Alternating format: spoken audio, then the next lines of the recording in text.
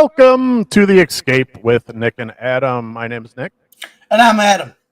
And we're talking about a lot of stuff today. We're giving our reviews of the HULU movie Prey. We're talking about, unfortunately, Kevin Smith sticks his foot in his mouth. Douche. Sticks his foot in his mouth again. But it also stems from what we talked about earlier in the week, the David Zaslav, his continued I'll just call it like a dissection, or if not an evisceration of DC properties. And also we got some random stuff we're going to talk about. But like, Adam, we're going to talk a little bit about Metallica today.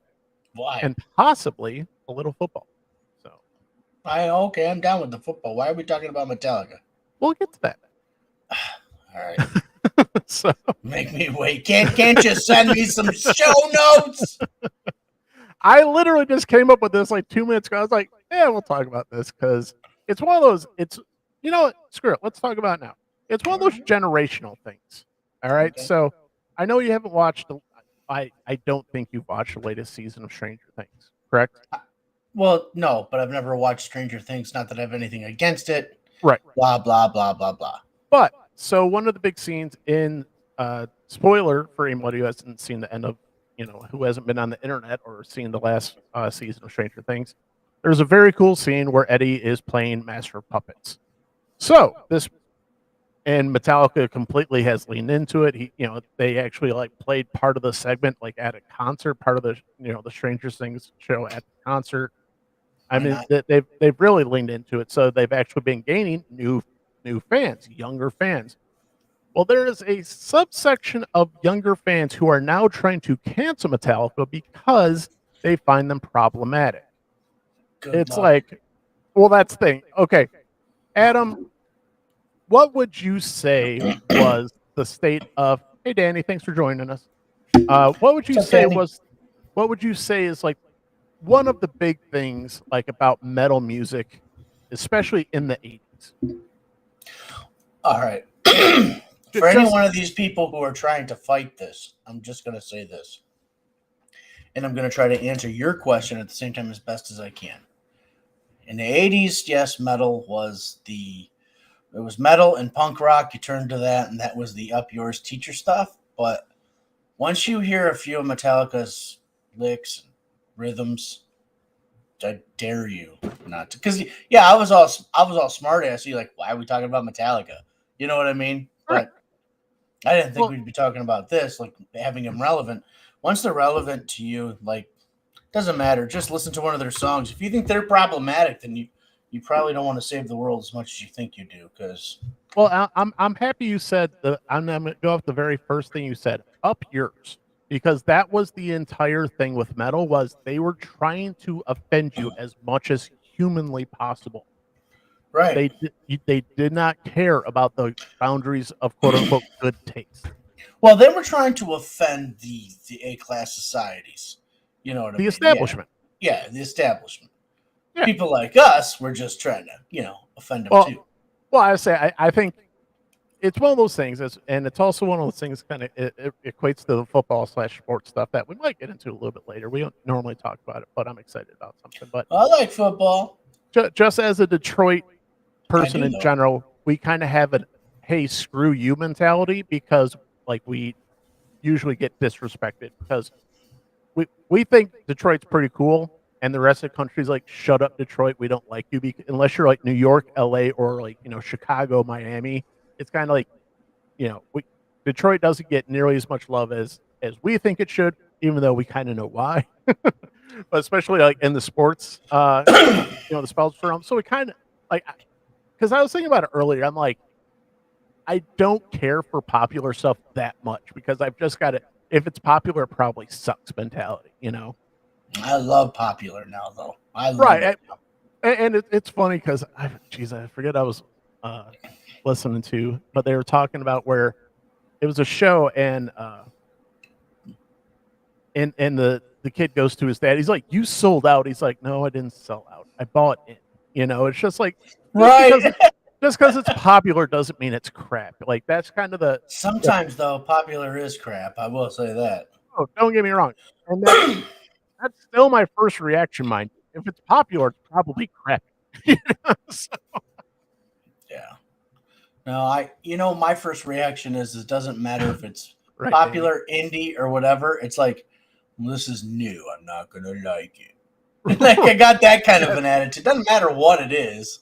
Yeah, Danny says if the new stuff is offensive to them, they would really hate Garage Days Revisited. It's like, oh yeah, no, go listen to So What, and then tell me what you think of life in general. Well, I've been to Hastings and I've been to Brighton. I've been to East Point too. So what? Yeah. So what? But basically, if you don't finish that lyric, do you? No, we're gonna save that for the kids to Google later. Google that. Yeah, go Google "So What" by Metallica, or we should change it. We should keep the show the exact same it is for now and change that age thing to yes, kids can watch this. we are for all ages. Welcome everyone. Just this episode. Today's homework assignment is look up the album Metal Up Your Ass. Remember that shit with the fucking spike sticking out of the toilet? Well, that's kind of the point where I was like, it seems like, and I'm not going to throw it on any generation where people today nowadays go out of their way to be offended when the metal movement, wasn't legitimate like it is today, where they were trying to be offensive. Now people are trying to be offended. It's a weird flip that's happened. Yeah.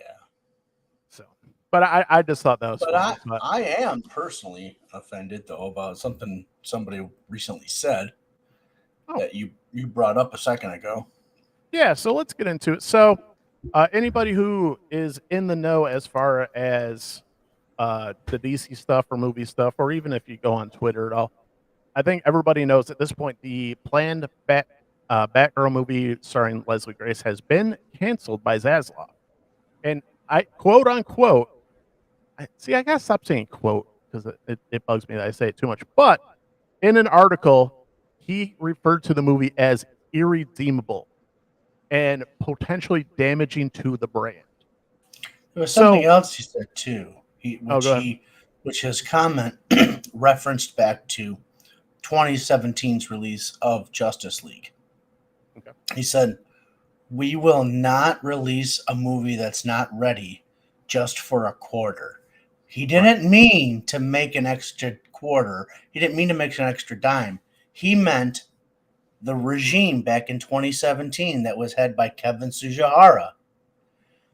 They released that movie because it was the end of that fourth quarter, so they would get their Christmas bonuses from AT&T, which is why you see a bad CGI mustache on Cavill, and which is why you see an unfinished Steppenwolf, and which is why the movie just kind of is a whatever it is.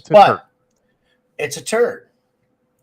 And if he's canceling something, well, okay, $70 million movie to make, right?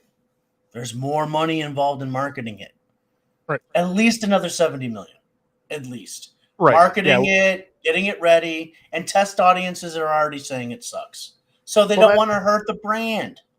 Well, and there's so much that is said in your statement right there that should be, that we should talk about. First of all, it's nice for someone finally to go, hey, I want to protect the brand. Talking about DC. I want to make sure we're not going to embarrass ourselves, which, Adam, you talked about it Sunday where, we were talking about Halle Berry's Catwoman. That movie is embarrassing. Yes. It's terrible. Never should have been made. Nothing against Halle Berry, nothing against the character of Catwoman, but it is embarrassing to that it is a DC property. And you know what? It doesn't even have the excuse of 1966 behind it. I love 66 Batman, but 66 Batman was a product of its time and blah, blah, blah, blah, blah. Catwoman wasn't. That was just too many cooks in the kitchen and anyways, you know what? I got to hand it, though, to Halle Berry. Do you know she was nominated and won a Razzie for her performance in Catwoman? and she went. Did she accepted the Razzie? Good on her. She accepted the Razzie, and she said, "Well, I guess I should thank my agent." She goes, "I guess I should thank my agent for getting me the role." Yeah. And she went, "That's so cool. That's so classy. Yeah. It makes you like the movie a little bit. Well, it's a bad fucking movie." Because, let's be honest, they're adult pretenders. I'm using Gary from Neurotics, term that he uses for actors. They're adult pretenders. Let's not take yourselves too seriously. Right. I love what Kurt Russell has said is, as far as actors, place in the world, we are court jesters. People should not be coming to us for political views or political angles or anything. He's like, we act for a living. That's it. That's all. That's as far as it should go. Don't ask me who should run the world or run our country or run anything. I pretend for a living. And it's just so many people are just like, so many, Hollywood folks just take them so seriously. It's like, you wonder why there's been an influx of Australian and English actors into the industry. That's why, because essentially they'll do anything for a paycheck, and they'll do it better, and they'll cause way less drama than most of the, American actors that we've got. So that's why you see Michael Caine show up in a movie, you'd be like, "What are you doing here? You're a great actor." He's like, "I got to check." Because it was a vagina the size of a tangerine. Size of a tangerine. Why can't I mirror my video here? This is annoying. I don't know. It looks like I'm not come back. No. Hey, Jerry. There's a setting for it. Yay, Doc! What's going on? Long time no see, my friend. Wait a minute. There we go. That's not mirrored. Hello? Oh, that's mirrored. Hello. All right. I guess it already was. It's just messed up. All right. Just figuring stuff out on the fly. So, the fly and picking up my toys. Getting back to the point. So, Kevin Smith on his, what is it? The Babel. Oh man. Because you listened to it. You actually listened to it. I saw the article. It's actually sacred to me. If there was ever a podcast that played a role in saving a life, it was this one. It's called Hollywood Babylon. It's hysterical. Kevin Smith is good on it and all this kind of stuff. But on the recent episode, Kevin Smith has gotten very. There used to be a podcast called Fat Man on Batman. And it was Kevin Smith interviewing people whose lives have been touched by Batman and how they eventually became to be a Batman director, a Batman writer, a Batman artist. Neil Adams was on there. Danny O'Neill's been on there. All that kind of stuff. But then, he started teaming up with this guy, Mark Bernardin, and then they came up with Fat Man Beyond, and it's this big show. And this show, I will say, has progressed into a very woke show. There's no interviews about people or anything like that. It's a shtick show, It's got its segments and all that stuff, much like ours. Just ours is better. But then you see Kevin Smith over there, and as a fan of Hollywood Babylon and as a one-time fan of the other that was doing, I was like, oh, that's. And I'm not defending Kevin Smith at all because I think it's bullshit. But that was Fat Man Beyond Kevin Smith talking. I feel like Hollywood Babylon is done. The Ralph Report's out there. That's the other guy. It's a much better show. Listen to the Ralph Report. Kevin Smith has just gone the way of left field. All fields, north fields, right fields, all the way. I'm not that interested. Well, let's say this. It's not the Kevin Smith we grew up with. It's not the Kevin Smith that I've known for the last 15 years either. Well, I say it's not the Kevin Smith that, from Jersey, who was the humble nerd who, kind of, as we were talking earlier, stuck it to the man with his movie Clerks. And, he had some other hit movies that, especially if you were a teen in the late 90s, early 2000s, you were quoting Clerks, you were including, Mallrats, all those Kevin movies. If you were a Kevin Smith fan, you were you knew those movies front to back. And so he goes on Babylon. I'm sorry, Nick. I don't mean to cut you off, but he goes on Babylon and he says, this is not the time to cancel the Latina Batgirl movie.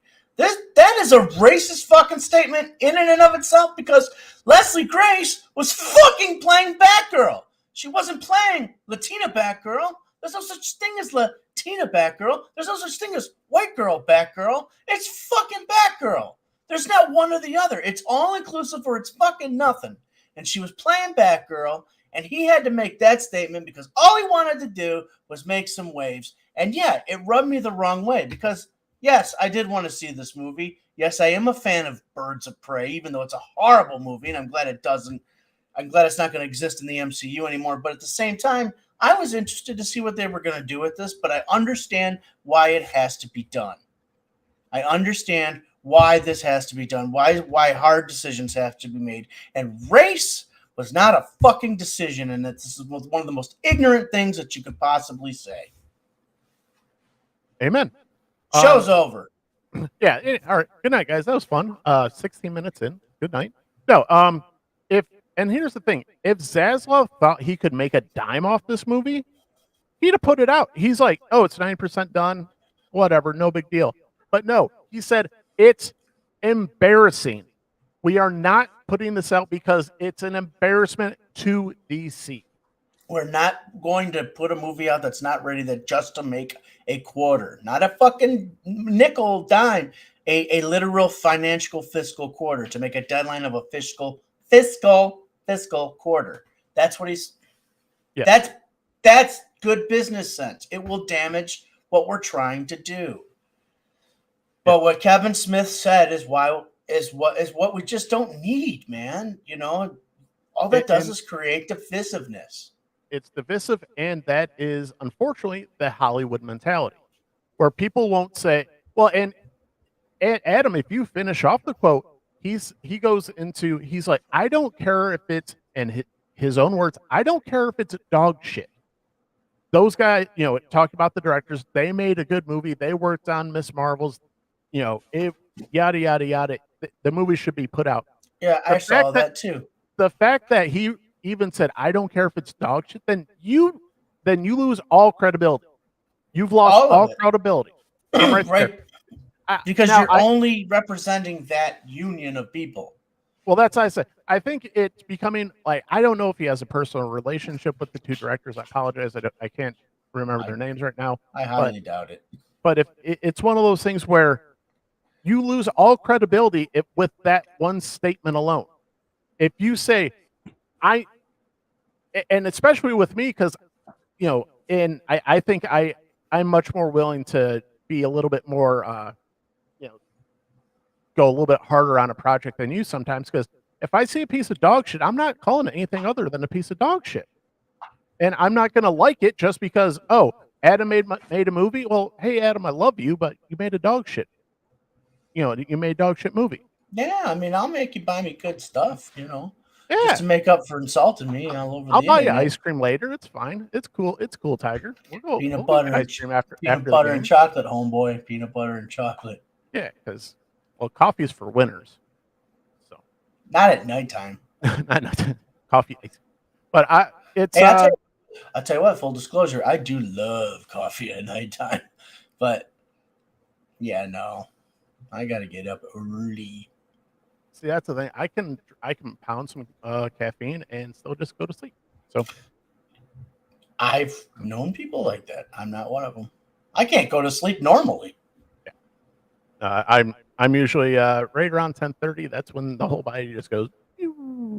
But anyway, so I was already off the Kevin Smith train well before this. He really lost me with the whole Masters Universe and Clownfish thing. But it was even before that when I saw him on Joe Rogan. I was like, dude, this isn't the Kevin Smith that the movie creator, the writer that I enjoyed. And I'm just like, you're not the same dude. But it was the whole Masters Universe Clownfish YouTube fiasco that I was just like, oh, you turned on the fans. That's not okay. That's one of the big no-nos, especially when you have built your entire reputation as being, and you were crowned, especially by Hollywood, as one of the kings of the nerds. You were a spokesman for the nerds, and you lied and you turned your back on. It's not irredeemable, but it's pretty damn close. Like you would have a lot of stuff that you would have a lot to make up for. But he never will, because he always prides himself on, I only make movies that I want to see. I only do the things that I want to do. And I put my stuff out. And you know what? It's very good advice. It's very good advice. I'll tell you that, But he just doesn't give a fuck what anybody thinks when he says something. I think he might be, well, I'm not going to get here and analyze the type of person that he is. It was just a bullshit statement that he says. Now, right there, I might not be on the Kevin Smith train. I might not be going. I haven't listened to not Hollywood Babylon. I haven't listened to Fat Man Beyond since I was on my way to your place to do the show right after the Oscars, when the big news was a certain smack. Yeah. And I can't do it because there's just too many speed bumps in it. Right. For me. And so then I'm like, oh my God, Babylon's back on. And I turn it on, and that's like the first thing I saw last night. And it was like a punch in the gut, man. It was just like a punch in the gut watching your favorite show, But check out the Ralph Report. Ralph Garman rocks. Yeah. Even though he talked the same shit, but Ralph Garman's liberal. He's funny, though. And this isn't to knock, Kevin Smith at all. I feel the same way about Simon Pegg. Simon Pegg came out just a few weeks ago and was calling, Star Wars fans toxic, and he was talking about him. I'm like, you were one of the worst. You were one of the actual bad type of fans that you were talking about going after actors. Now, I am never okay with going after people personally. Like, I don't say the only reason we're going after Kevin Smith is because he's coming at fans and he's going at other people. I don't have a problem with Kevin Smith in general, but when you start going after fans, that's when you've crossed the line. And even Simon Pegg was like, oh, well, the Star Wars fans are toxic. Well, there we go. Got something for you. It's kind of like a souvenir, because that's not okay. That is not okay. Just to throw a solution out there and not to help anybody out, I'd still like to see this movie personally, but I still want to see that Wonder Woman pilot too. And that will see the light of day. But here's the thing with this. I'll tell you this, Adam. It's sitting on someone's hard drive somewhere. I guarantee it. I know someone who's not supposed to have it, or some editor who's just to be like, hey, I'm out of a job right now, so I'll just leak it. I hope so. It's coming soon. I guarantee it's the internet. 2022. It's coming. If it's not on the internet, it's funny. I already saw, I don't know how far you go into Instagram or YouTube. If you go into the comment section, you see just spam of stuff. There, I already start seeing spam of, hey, I've got a copy of Batgirl. DM me. So, yeah. Sorry, my wife just showed me a pop that she got. So. Oh, okay, all right. No, I hope so. I want to see it.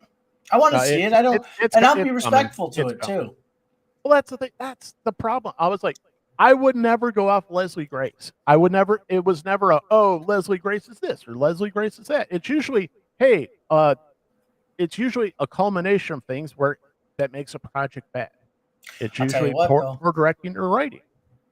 Tell you what, though, you watch that whatever DVD we're gonna get, the bootleg, whatever it is, when you watch it next Comic-Con, well, whatever, right? And if it's as bad as the Catwoman movie was, or up there with Batman and Robin, then the world, well, I, for one, will say, listen, I think you did a great job, and I'm sorry they gave you this terrible script. That's all. Thank you for being Batgirl. That has been the biggest issue between the Marvel project, the DC project. It hasn't been the actors. It's usually been front office complete nonsense that's derailed essentially the entire comic book movie franchise. Yep. I mean, not franchises, like the entire genre of comic book has been mucked up by front office people, not by the actors, not even by the directors. Because, gee, I was listening to Mahler earlier today, and he was telling about how just ridiculous like the shooting schedule for us Black Widow was, where the guy's like, hey, we need a writer, you've got 3 weeks to write this. Oh, okay. Not impossible. And then he gets shut down for COVID, and everything goes out the window. Yeah, Jerry, people are starting to lose interest in superhero movies. Absolutely. But it's mainly because it's been a lot of crap lately instead of good stuff. And one of the first ones out was Black Widow, and the way I understood it is all the big action sequences were shot before, and it was pretty much like fit this into the story somehow. Before you've got a script, fit these big action sequences in. It's like, how do you even make movies like that? It was just between COVID and just Marvel just thinking it's a machine and we'll just Lego it together, and yeah, we'll make a movie. It's not good, so bad the star sued us for it, but yeah. Well, she sued him for releasing it on Disney Plus. Yeah, well, everybody should if they release it on a streaming service, which is what Batgirl was meant to come out on anyway. So it's the equivalent of cutting a TV movie. What the hell are we freaking out about? Because it could damage the brand. Exactly. Get back on the bandwagon. Sorry, I was just like, it's a TV movie. Everybody's freaking out over a TV movie. I was like, ugh, give me a break. Yeah, because dickheads like Kevin Smith go around spitting out race smut, which is what I call it, race smut. It's smut. He's talking smut. Yeah, Kevin Smith let the mask down a little bit. It wasn't about Batgirl. It was about having, a person of color, in a starring role. I was like, if that's what it was about to begin with, or if that's how you saw it, that's the most ignorant ass thing I've heard in a long time. And I spent a lot of time on the internet. Exactly. I feel so sorry for you if that's your worldview. Yeah. Because the idea is, right? Let's quote Christian Bale's Batman from The Dark Knight Rises. That's the idea. Anybody can be Batman. Anybody can be Batgirl. That's the idea here. Batgirl is big enough for all of us. So, well, and that's the other thing. I hate to say this because it's one of those. I hope it's not, any pub is good pub. Just because you've got Clerks 3 out, you just start throwing out bullshit. He's gonna take that on tour anyway. He tours those around. That's how he makes his money off those movies. Yeah, because look, here's the thing. I'm not going to see it. I have zero interest in seeing that movie now. That's where you and I differ. If this came out 2 years ago, I'd been yeah, dude. Like, where's the nearest one? I'll go to one of those showings. If something's in Columbus, Ohio, let's go. Right. Wherever. Now, F you and your stupid junket tour. Well, I might not do a junket thing. I might not go see it, but I'd buy it when it comes out or whatever. But the thing about it is, it's like I don't boycott Jeff Johns either, and I'm not a fan of Jeff Johns personally. You know what I mean? So, like, I try to separate the artist from the art as much as I can. And I'm a Jay and Silent Bob fan, so I forgive him. I mean, I was, and he lost me. My problem is this: is you just you spread poison like that. It's not true. So yep. Yeah. So all right, let's move on. Adam. So you had a homework assignment and you're like, yeah, I didn't like it. Hulu's Prey, part of the Predator franchise. Did you give it a shot, or did you just be like, yeah, no? I went, yeah, no. Because there's only two Predator movies that ever existed. Predator 1 and Predator 2. And Predator 2 wouldn't even be cool if it wasn't for two things. Danny Glover, number one. And the other one was LA. So you got to have Danny Glover and LA, not Danny Glover and Minnesota or Duluth. Danny Glover and a 90s post-apocalyptic like LA. Yeah, well, it wasn't though. It was normal LA, wasn't it? Well, yeah, but it was still like LA of like 1999, and all hell is breaking loose. But yeah, it was. Well, yeah, Yeah. Which was a rough time, wasn't it? which was a trope in the early 90s. Be like, LA's going to go to hell. Be like, well, it sure did. Do you remember that movie with, oh my God, Rip Torn was in it. Albert Brooks. It's called Defending Your Life. Oh, no, I've never seen it.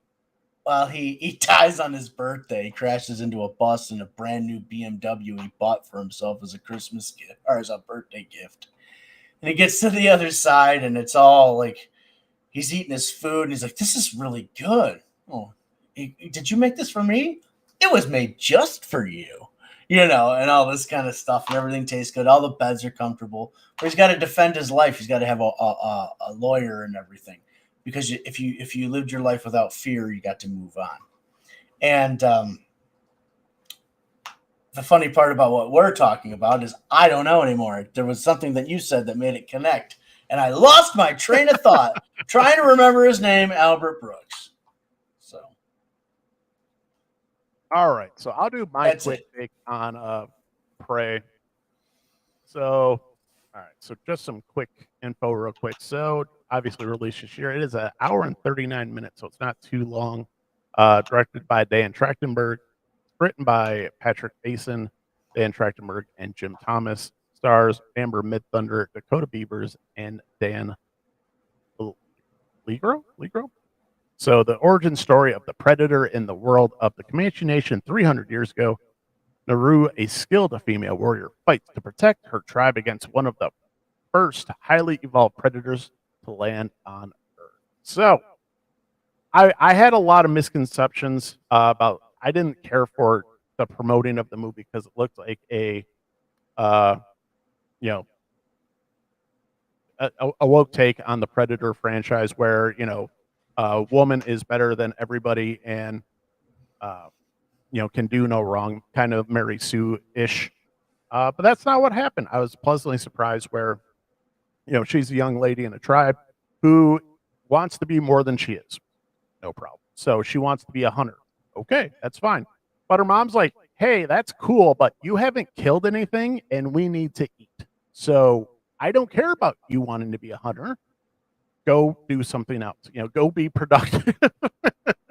Because that's how it works in the real world and the tribe, where it's, because that's always the things I hate about, like, sports movies and, girls like, I can do anything a man can do. Is like, that's fine. But this is real world. We need to eat and do stuff. Like, you need to be a part of the whole machine that keeps the tribe going. So go do something you can do instead of trying to do what you can't do just to prove something about yourself. Go play with your fucking dolls, said Nick. Yeah. Go play with your fucking Barbies. Get the fuck out of here. Let the men do their work. Yeah. My name is Nick. Let the men do the men. I'm just girls just go and get your hair done. He is not like that at all. No. I'm busting his balls. No, I spent all the time. I got home from work, and I did. I cleaned because stuff needed to be cleaned. That's just how it goes in our house, Sometimes we sit around, and my wife and I'll be so who's doing this? And we kind of almost got to do like paper, rock, scissors, because neither of us want to do it, but we know it's got to get done, because that's how it works in a real relationship. Nick says, this is what you're doing. You're going to knit, and I will barbecue. I will put up a baby gate that keeps you in the kitchen, and you're short and you can't lift your leg over. So yeah, she's not that tall. So, but anyway. And the Escape podcast is off the rails. Where's Gary Busey?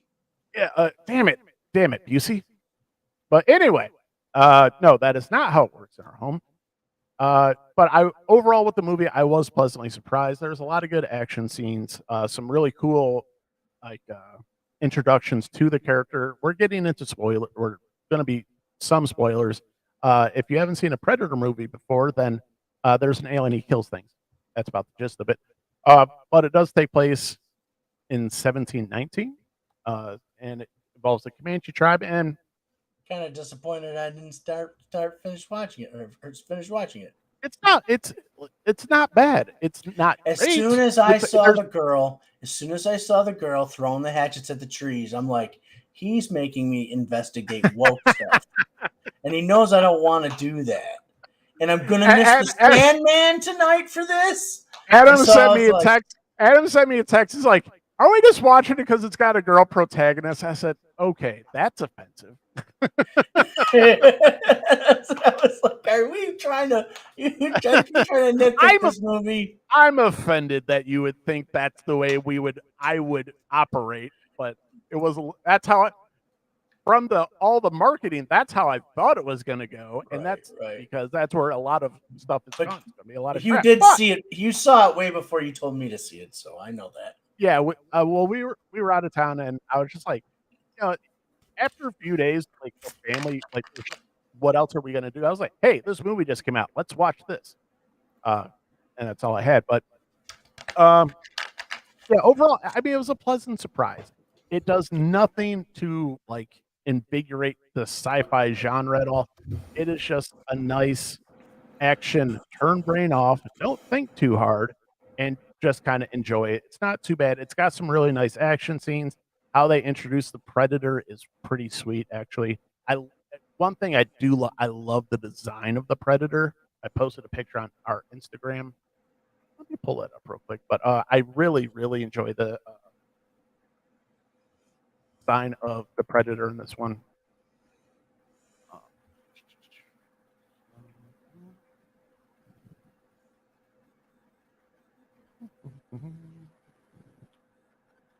This is kind of goofy picture, but it's what this is what if you are not subscribed to us on Instagram, this is the type of things that I post. So so it's got more of a kind of an organic, kind of almost leather looking helmet. It's got like a loincloth thing going there, but overall I really like the design of it. It's unique, and it does feel more tribal, if you will, other Predators, but I really like the design. I love the introduction, and this is a getting into spoiler territory. So one of the things about the Predators, I don't know if people miss or not, they don't just kill anything that moves. Everything they do is for like sport, especially for hunting and killing. So in the scene, our main character is getting chased by a bear. So he doesn't see the girl as a threat. He clearly sees the threat as the bear. So he actually attacks the bear and he kills it. And she was hiding like in a beaver dam. And he yanks the thing out of the dam, holds it over his head, and like this blood just starts like covering him. Was he cloaked?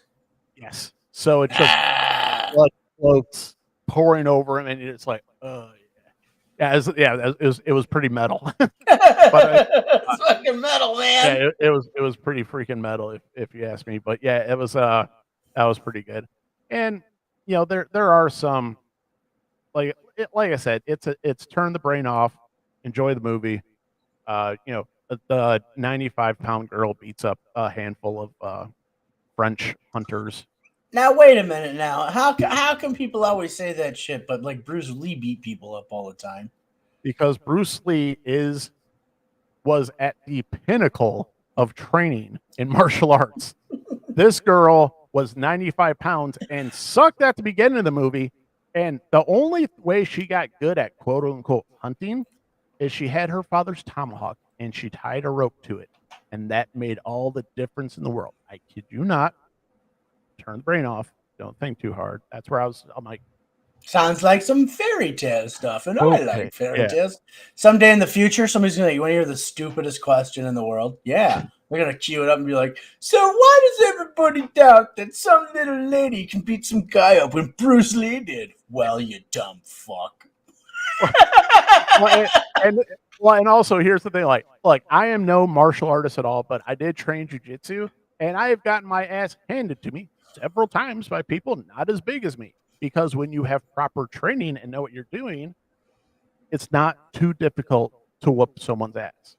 But even like, so I'm a big guy. I'm 6'3", 300 plus pounds. And when I first walked into the jiu-jitsu academy, I was talking to the instructor, and I was just kind of going off of what I had heard about jiu-jitsu, where it's like, it doesn't matter the size, you can take someone down. It doesn't matter. He's like, yeah, it's not exactly true because if you are stronger, much larger and stronger than your opponent, that is going to be a benefit at some. If someone's trying Right, to arm, especially if if you're someone's trying to trained. arm bar you, but they're 100 pounds lighter than you, and you can literally just smash them into the ground. Right. Right, There and are limits to that. if you got the training, if you're just some dude without any kind of training, then you're probably going down.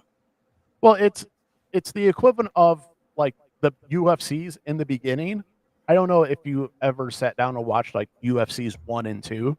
No, I'm a coward. No, Because I did, because I was like Ultimate Fighter, like I want to I was like everybody else, like I want to see everybody flying around and chopping people's arms off and stuff, and it's just this guy in a gi who's choking people out, and I'm like, what the hell is that? like what is this? And just realized it was literally started by the Gracies to show how jujitsu is one of the best martial. It was literally a showcase for jujitsu. right? And it was just one of those weird things where I was like, what the hell do you do? Why is he passed out? How do you break his arm like that? That's weird. But anyway, so getting back to the point where, yeah, if you've got training, that's cool. But 100-pound girl, and she might be 100 pounds. She is tiny. Going against a handful of guys, twice or three times her size. Turn brain off. Just enjoy the movie. There's some great action sequences, especially when when the French guys who are not the good guys get taken out. Good stuff. One of the things though, so this is very Comanche tribe centric. It, that's the tribe. And could they throw some of the Comanche guys in a gym for like 10 minutes before the movie? They all were just not skin and bones, but I was like, just a little bit of muscle, guys, like just a little something. Trust me, I know. I have not hit the gym nearly enough. A little bit of wash goes a long way. A little bit of wash, wash, a little bit of muscle, just a little bit. And I know, but it's still a movie. Just give me, a little bit of muscle, guys. But a lot of great action sequences. You're not going to this movie for the historical accuracy. But one of the problems I hate, so it was a fine science fiction movie, a lot of good, like I said, good action. The end gets a little bit convoluted. It turns into one of those like real life Rube Goldberg, all the different components, making the ball, jump through the hoops to go down the track to do this, that knocks over the domino, that starts the match, that pulls the string, like all that, just to kill the predator. I was just like, holy moly! So it was one of those like every kind of mousetrap, but there's a name for it. Like by Parker Brothers, though, right? Yeah, I mean, there's a game, but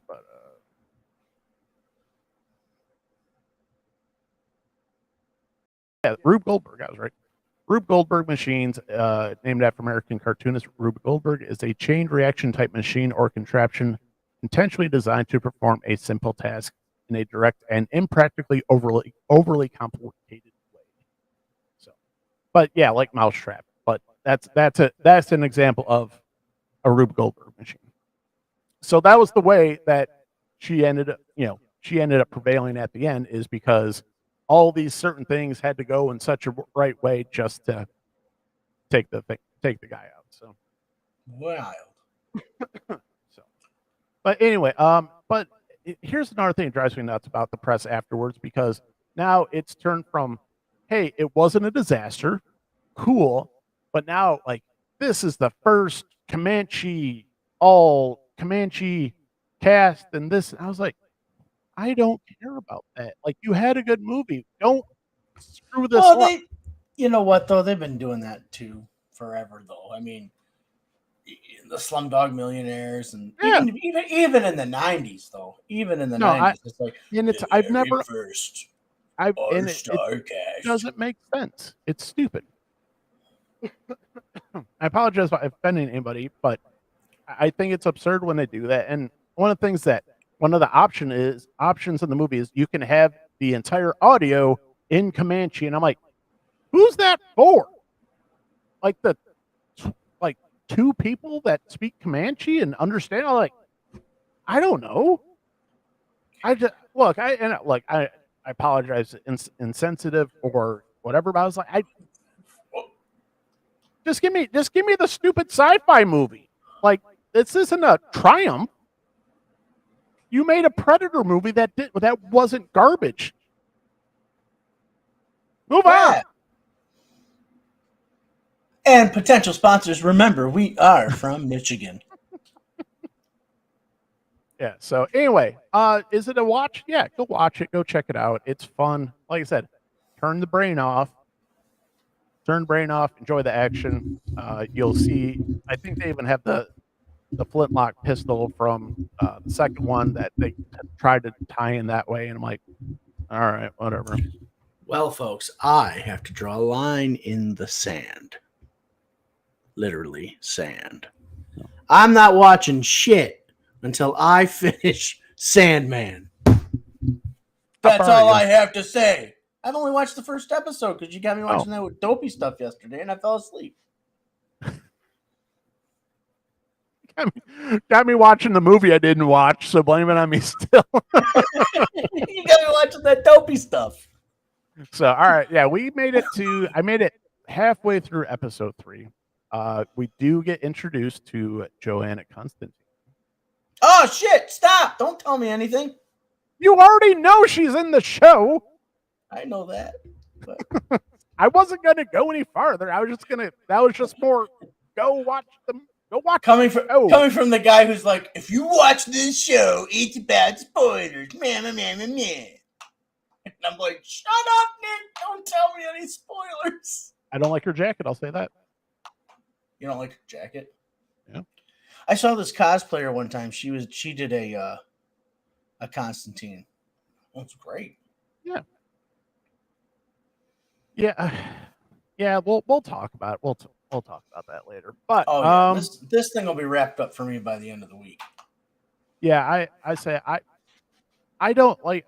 If anybody who watched Sunday show, I don't want to be one of those shows where like we cram Sandman so we can be the first to like whatever. No, we're gonna break it down into chunks and we're gonna digest it for you guys, and hopefully you'll watch along with us. So I'm already into episode 3, and oh, you froze in a very unflattering manner for a second. Sorry. But yeah, we're gonna take it, a couple episodes at a time. I will say this: I enjoy it. I very much enjoy the special effects are really nice. The characters are really nice.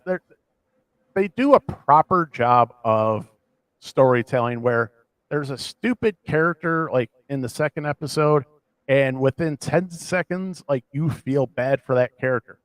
Haven't done anything to do anything to explain what the character is, and I feel bad for this thing. I don't even know what it is and why I feel bad, but like just through nice through the acting, good script, well shot, nice effects.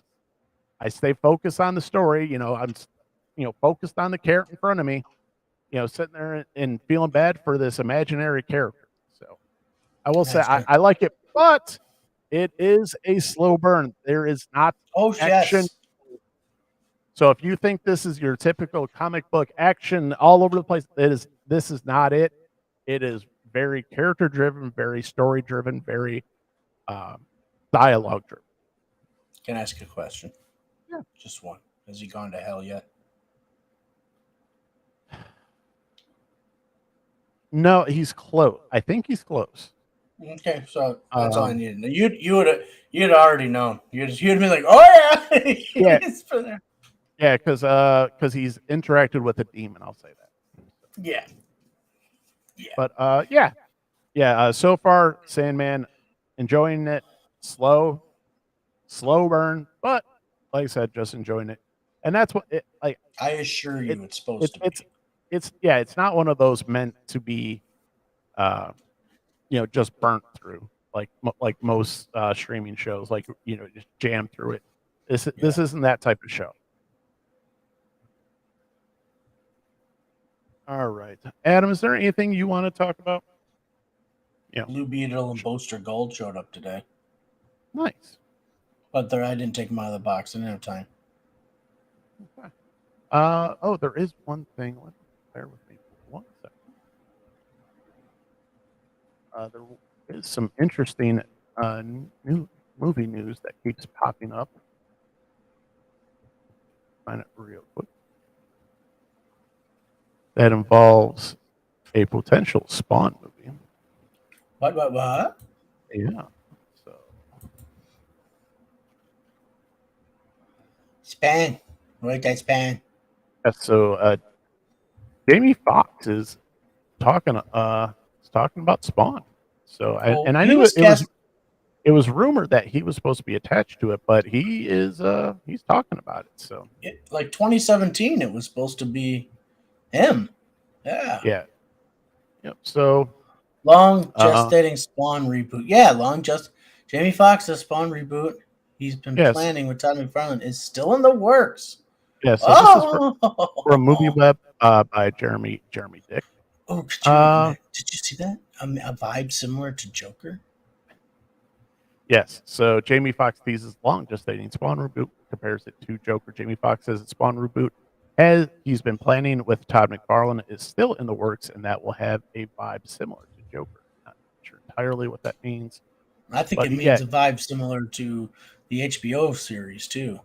I've seen a few different stories about this, so I will tell you this. I talked to Todd, and the thing is that when we craft something that is so special, because I remember seeing the first Spawn movies and then seeing the HBO versions, and we have something that is almost like an original without giving away too much. The HBO versions, obviously, he's talking about the Spawn animated show, but it starts in a way that is so cool, and it's not big budget. That's what I love about it. It's sort of like how when they did the Joker, yes, is here, but the story about this man who was in fire, it's the same with what we're doing with this, and so we're just getting this right, cooking it right, but staying in contact, keeping the energy going.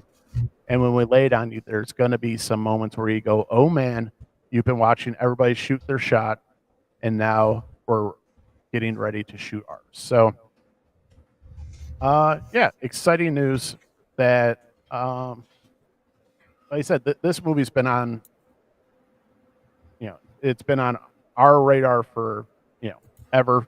As soon as you heard Jamie Foxx was attached, you're like, yes, please, thank you, sir. And it's just nice to hear some. It's just nice to hear some that it's not dead, because we've been hearing about the reboot for decades now going on. That he's wanted to reboot it, and it's just nice that it's not dead. The to bring up good old Spawn here. The 2017 date that I got right there, back when there was a Fat Man on Batman / Hollywood Babylon, Kevin Smith was doing the IGN? No. What do you call it? IMD. The IMD or whatever boat at Comic-Con. They had like a yacht or something like that.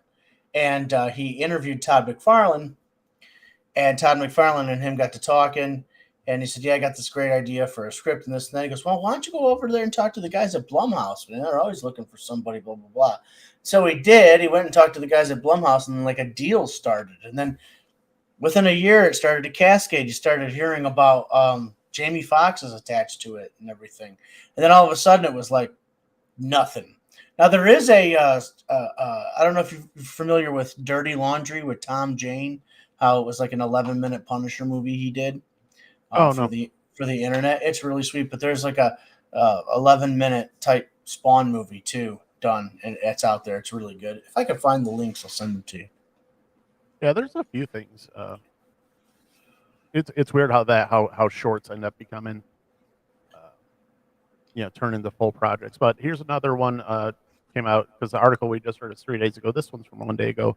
Spawn reboot star Jamie Foxx reveals details of his epic superhero suit. So, quick quote from an article: "I've seen a lot of concepts because Todd, what he does is every single day he's doodling and he's fixing and he's doing some things that to me I think it's going to be like out of that going to be like way out when you see it, and how he crafts the cape and how that cape becomes almost like I'll say as big as the screen that you're watching. So anybody who's familiar with any especially McFarlane's Spawn art knows that one of his things is just the epic size. Like if a character he's drawing's got a cape, it's gonna be the most epic cape you've ever seen. It's true. Oh yeah, you want a cape? All right, I'll give you a cape. Everybody's like a bed sheet. He's like, F your bed sheet. I'm making it like living and it's doing loops and it's what is the Batman cover? What's the famous Batman cover? Was that what was inside the year 2? Yeah, year 2 Batman. Yeah. Well, and then there's also a famous year 2 Batman cover. The figure is based off of the inside spread, but there is a cover that has a statue built based off of it, both by Mr. Todd McFarlane. So I thought that was good news. And let's see here if there's anything else are missing in the news here. So interesting thing here from Bounding into Comics. DC website drops comics designation from its branding, a sign that suggests the company could be moving away from publishing. So that might be something to keep an eye on. Obviously, Zaslav, who is, and I made a video earlier this week calling him the dark side of the real dark side of DC.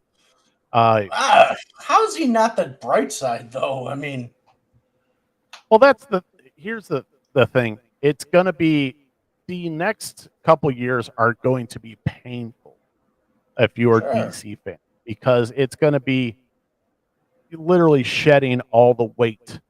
Like if you are not producing animation department, movie department, comics department, you are gone.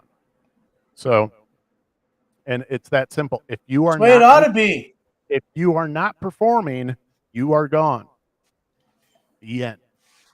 And one of the channels I love listening to is Thinking Critical with Wes. Wes does a great job of breaking down a lot of comic book news. Go check his channel out if you have any interest in comics or like kind of the behind the scenes. Who's the good writers? Who's whatever. He does a great job of breaking all that down. And I was listening to a video today. He's like, Adam, you remember when you had to be one of the best writers or artists to work on Batman, Superman, Green Lantern, Wonder Woman? They didn't get the hack writers. They got the cream of the crop storytellers.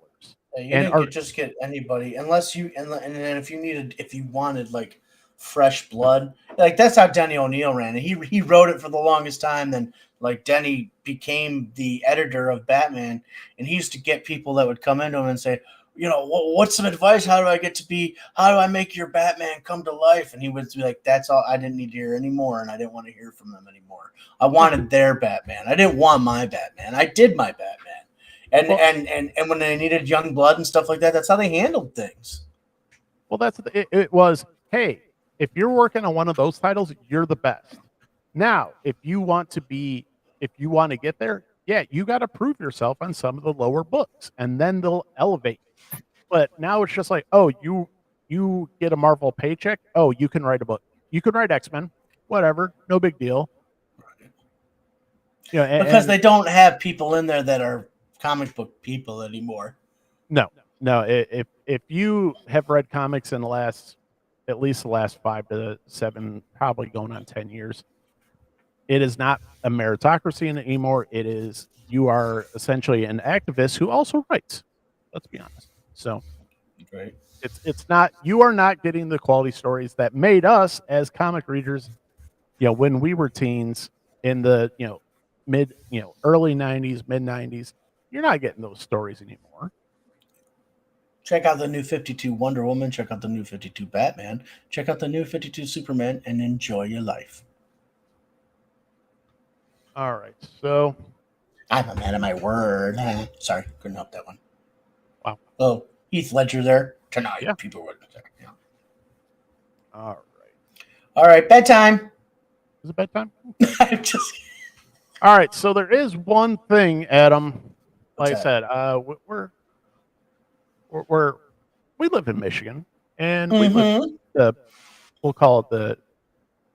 See, here's the thing. You know how you can tell people aren't from Michigan when they say, "Oh, you're from the greater Detroit area?" I was like, "No, I'm not. I'm from Metro Detroit." Thank you very much. I was like, "You don't know what you're talking about." So that's right. We are, and here's the thing: we are not Detroiters. We are Metro Detroiters, which is the surrounding area of Detroit, which encompasses lots of cities. And we grew up as Lion fans, and for years, we never had. Look, we talked about before. We are Detroit fans. We don't get much love because our teams aren't, frankly, that good most of the time. But it finally happened where the NFL had to use the Detroit Lions, and they're doing it this year for the Hard Knocks series that premieres on HBO Max. And I am psyched. I am psyched about this. What is this? HBO Hard Knocks. Mm-hmm. Hard Knocks is, they send a film crew to go through the preseason and training camp of professional teams, NFL teams, and they follow them and document the entire process from training camp, preseason to just the very beginning of the season. They'll go all the way through. But it's they NFL films and the NFL does such a good job in storytelling, because usually what they do is they take a handful of people throughout the series, and you're like they're entrenched in your life for those weeks. And it's usually a veteran player, and anybody who knows anything about the NFL roster process is you've got your 53-man roster. Is it 53 or 52? But either you've got those players, you got your practice squad players, and then you've got guys trying to compete to get on both. And so there's a lot of cutting. There's a lot of, hey, this is your last chance at your dream to play in the NFL, and you see a lot of guys who make it, and you see way more who you see their hopes and dreams dashed. You see the end of the dream, and they do such an excellent job in storytelling and just documenting and their entire process. Their editors, their photographers, everything is just top notch, and it is some of the most compelling television that you'll ever see if you are a sports fan. So I'm happy and excited and nervous as to how it's going to go, but everything I've heard so far, it's one of the most interesting teams that they've ever had, just because of all the different cast of characters that they've got. They've got Dan Campbell coming to his second year as Lions head coach, and he is quite the character. If anybody remembers his opening press conference about biting off kneecaps and all that good stuff, and the man is just essentially a professional wrestler now in the realm of a head coach of an NFL franchise. So I'm excited. That starts tonight at 10 o'clock on HBO, and it's also supposed to be on HBO Max. Also, I don't know exactly when, if it's going to be released at the same time or not, but very excited. I'll check it out. Let's go see the Lions play this year.